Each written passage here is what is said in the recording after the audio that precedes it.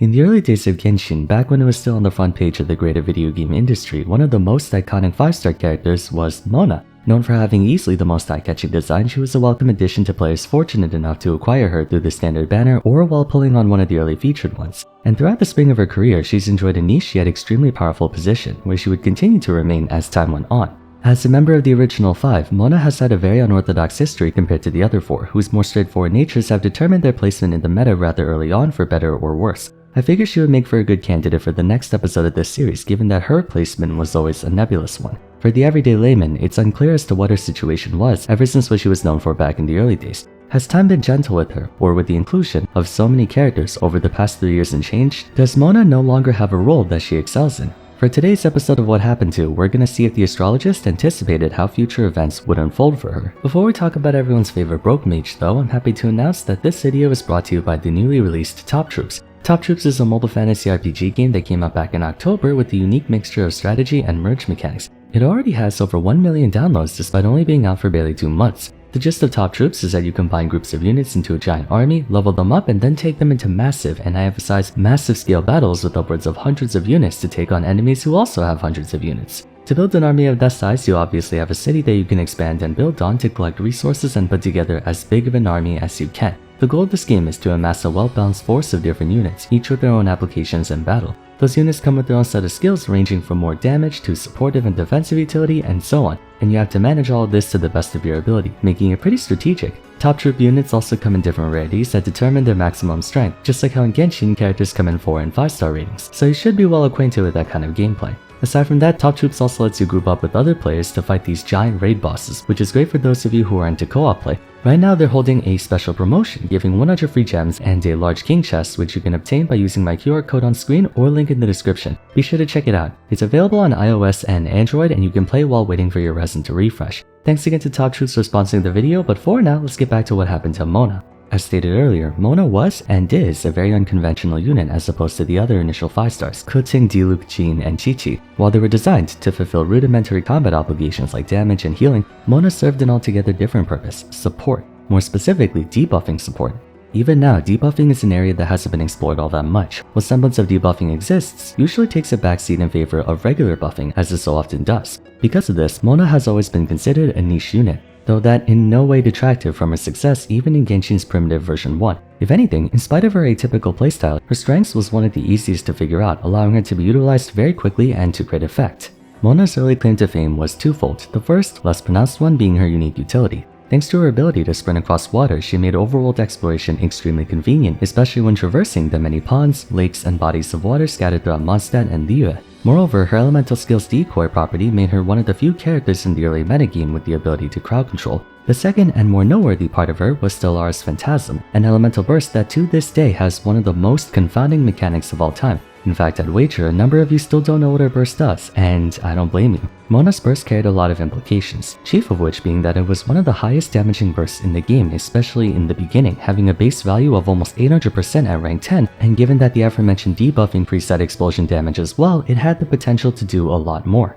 Coincidentally, the two most widely used reactions at the time happened to be Vaporize and Melt, of which Mona made liberal use of the former and developed a distinct reputation of being the screenshot character. Early records of Mona showcased extreme damage numbers through forward Vaporize, combining the amplification from her own debuff with the sheer attack boost provided by Bennett, and finally the multiplier from Vaporize to achieve catastrophic damage, far greater than anyone could produce at the time. She was an extremely powerful burst attacker, even with modest investment, requiring basically only 2 other characters to pull off this, at the time, insane combo, Bennett and Sucrose. As another convenience, the Withstood was a decently accessible 4-star catalyst, letting her achieve fairly substantial numbers on just that alone. It was a good early start for the astrologist, and being one of the only 4 Hydro characters through the entirety of version 1, there was a fairly strong incentive to use her, as alternatives were few and far between. In addition to her traditional big PP Vaporize team, Mona also contributed to one of the earliest instances of team theory crafting, the Morgana team, entailing herself, Ganyu, and Venti along with the Flex slot. This also marked the first recorded instance of chain freezing, using Mona's passable Hydro application paired with Ganyu's Cryo application to permanently freeze all enemies trapped in Venti's tornado.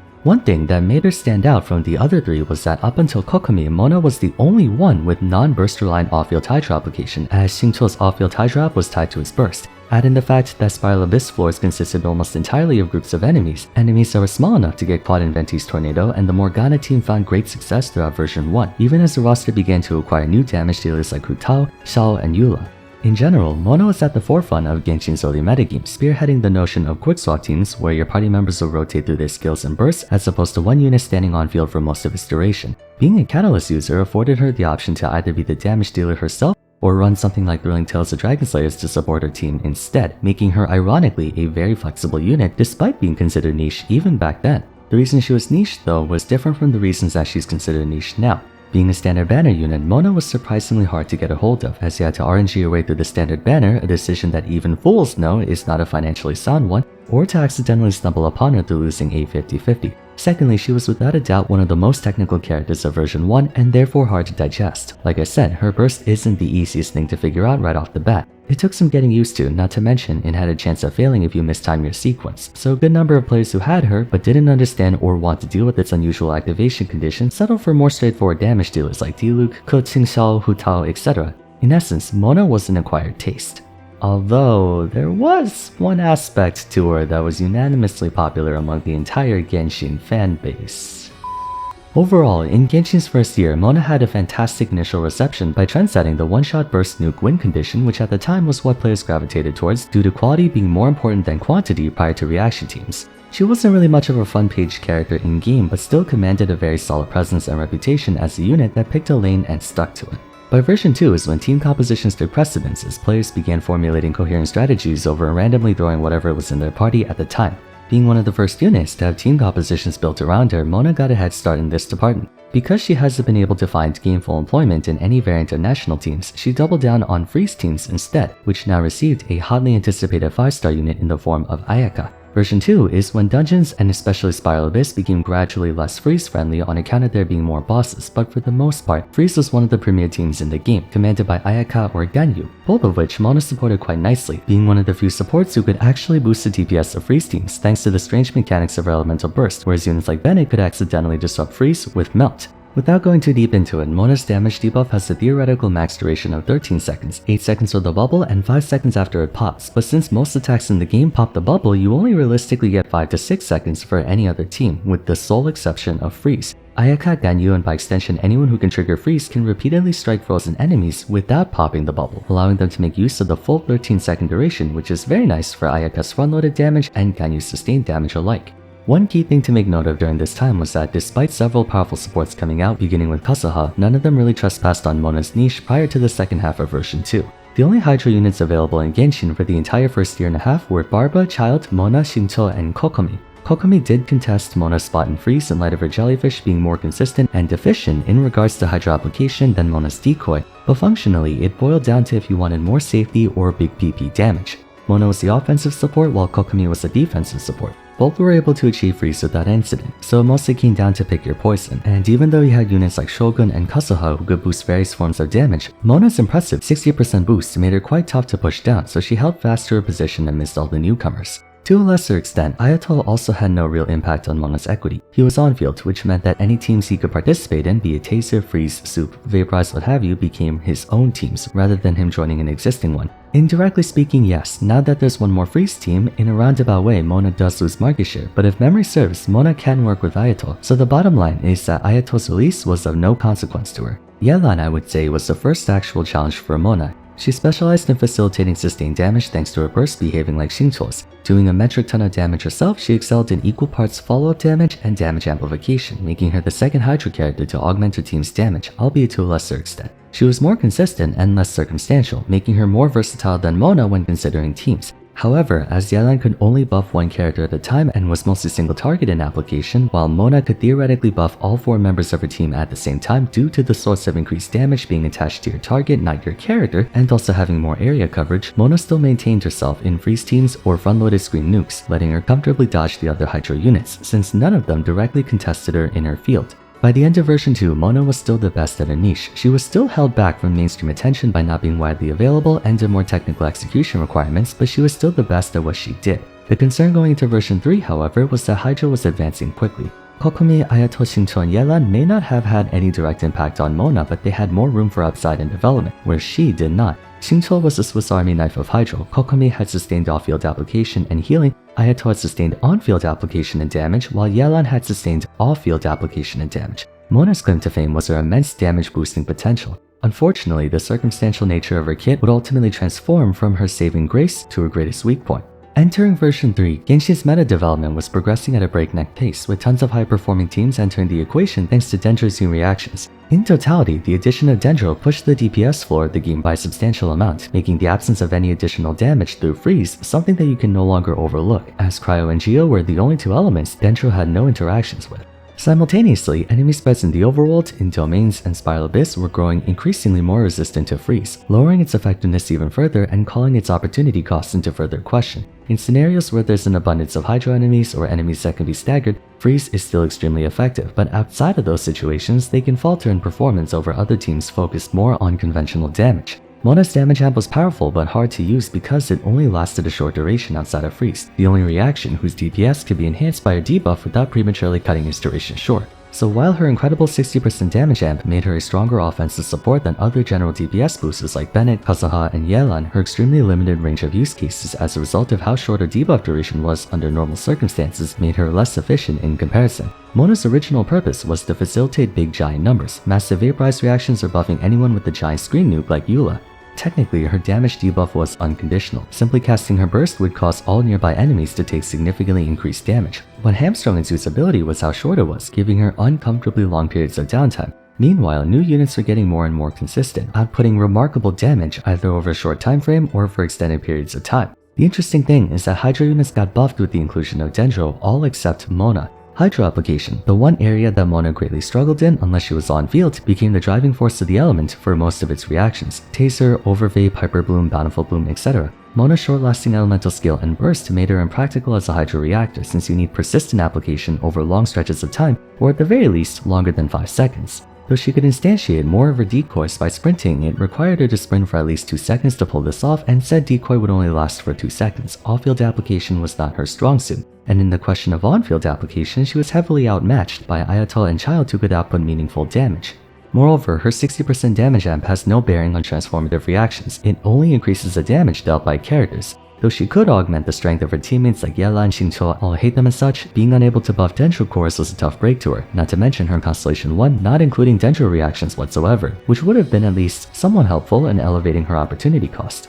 Despite being a Hydro unit, Mona is anything but fluid. She picked a hill and is dying on it. What has allowed Hydro to survive and evolve was not the characters themselves, but the new options they came across and how well they could follow them. The other Hydro supports, Kokomi, Shinto, and Yelan, have adapted to Genshin's new characters, new teams, and new priorities, while Mona has stagnated this whole time. Thing is, she's still technically the best in a niche. 60% damage amp for 5 seconds has immense potential if the right characters come out, and though freeze is no longer as ubiquitous as it used to be, it's still fantastic in the situations it can be used in. But the point is, Mona's niche of one-shot burst hasn't been getting any attention outside of maybe Hyper Whale speedrunning. The meta has been shifting away from her. Sadly, version 4 would only exacerbate this further, though we're now transitioning back to a non-reaction based hypercarry meta with the rise of mono element, characters like Neuvillette and whatnot. These teams are once again more focused on sustained damage and not so much 5 seconds of explosions. There was one way in which Mona could support Neuvillette though, by equipping Hakushin Ring and electrocharging Official to increase his elemental damage by 20% at R5 for 6 seconds, causing his first Hydro Pump to deal exquisite damage in exchange for not buffing subsequent blasts. We still haven't really gotten a dedicated one-hit wonder unit since Eula. Most frontline damage dealers nowadays have more sustained damage spreads over a rotation rather than focusing on one big instance of damage. It's just instead of doing it through reactions, it's through personal damage. The silver lining is that Mona still has a chance at coming back in the future if the right units come out. Or rather, she had a chance until Farina came out. To be fair, Mona and Farina are different in function. Mona's front-loaded damage amp while Farina is backloaded/persistent damage amp, depending on if you're looking at C0 or C2. Either way though, applicably speaking, they aim to do the exact same thing, increase damage. The thing is, Farina actually supplies off-field damage herself along with significantly better and more importantly, consistent Hydro application. Her value is further compounded by reaching higher damage amplification numbers than Mona can, 75 at base and up to 124% at C3. In other words, at the cost of being less immediate, Farina makes up for that by being more consistent, longer lasting, more powerful, and supplying damage of her own. Now, Hydra units are known for cooperating with each other instead of competing against each other, so one would think why not just use Mona and Farina together for big damage. That's a valid thought, however, at this point with so many powerful Hydra units, Yelan would overshadow Mona in Hydra damage and damage amp, while any ideas of making Mona a healer through Prototype Amber are rendered impractical with the existence of Kokomi. Mona's declining usability isn't because there are people better than her like other units. She's the only one who applies the damage debuff and of an extremely high amount too. The problem is her niche hasn't been tapped into for a very long time, similarly to how Geo and Physical have been mostly neglected for years. She's too specific. If her Omen debuff lasted 10 to 15 seconds no matter what instead of only on freeze, she would be so much more usable since it can be used for front-loaded and sustained damage alike. But her constraints have become more restrictive over time, with other units, Hydra in particular, offering more flexibility and legroom for functionally the same end result. That being said, being a support character and one with a dedicated niche, she's been withstanding the test of time more gracefully than other units, and is still used a fair bit to this day. Despite the shortcomings of her moveset being made more conspicuous over time, her strengths are undeniably valuable in the right conditions. Though she has lost market share, she stays relevant in the meta thanks to having a niche that she excels in. So long as that niche is not directly targeted by other units, Mona will never fall off. So that concludes my What Happened To episode for Mona. Let me know your thoughts on her history in the comments down below, as well as if you think there's anything I forgot to cover. As always, if you enjoyed the video, it would be great if you left a like and subscribe. Don't forget to follow me on Twitter at Vars, join my Discord server, and check out my other What Happened To episodes if you haven't yet. But till next time, thanks so much for watching, and I look forward to seeing you again soon. Take care.